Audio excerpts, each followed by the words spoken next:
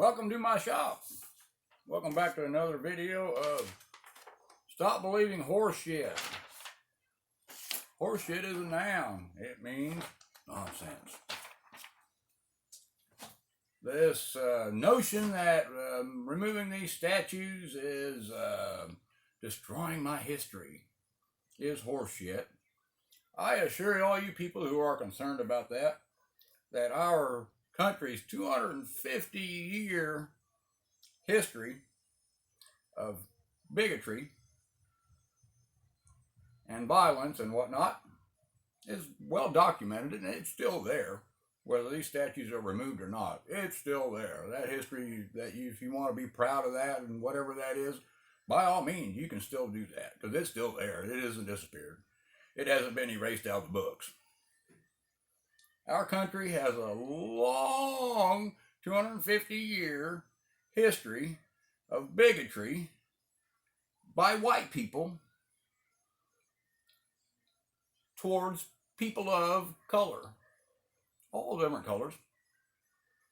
An example came up in the news recently is Greenwood. I read about that a long time ago. I had forgotten about it. It was good it came up in the news because it reminded me of it. Greenwood, district of Tulsa. It was the most vibrant, my understanding, I wasn't there, it was the most vibrant, growing district of Tulsa. It had black-owned grocery stores, black-owned shoe stores, black-owned jewelry stores. It was a district of town, and they were living the American dream. They owned their buildings, they owned their businesses, they owned their delivery trucks, they had all their pipeline of products moving and stuff all in place. They were living the American dream. It was the most vibrant district in Tulsa. Some white bigots standing over here looking over there at Greenwood, decided that, that those people over there, those black people, they're living the American dream, and they can't do that. The American dream ain't for them. And they went and they destroyed their entire community. Destroyed it. They were living the American dream. Went in and destroyed their entire community.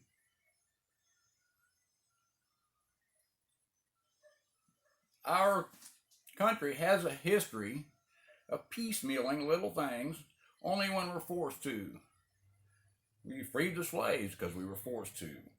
Okay, now what do they want? Well, we give them the right to vote because we were forced to. Oh, now what do they want? Well, then we let them ride the bus because we were forced to. Well, now what do they want? And this attitude has perpetuated itself throughout our history. And none of those things were just given freely. It wasn't some nice sunny days that, you know what, we think we should probably let those other people vote. And let's do that just because it's a nice day. None of those things ever happened. The power of the white people giving these things out was always forced to happen. Look at George Wallace. Go back and look at the video of George Wallace standing at the university demanding that it not be segregated. As an example. Unbelievable. Jackie Robinson, Hank Aaron, both received all sorts of death threats throughout their career for playing baseball, purely because of the color of their skin.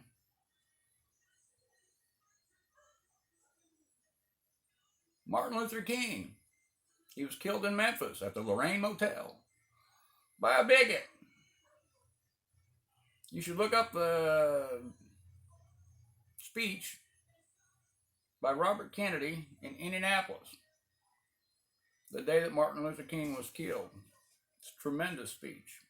I know where that place is, and I want to go there. I have not been there. I know where it's at, though, and I want to go there. They have a statue there, a sculpture, whatever you want to call it, of Martin Luther King on one side and Robert Kennedy on the other with their hands reaching out at the location where that speech was given. Tremendous speech. Says some very important things. You should check that out.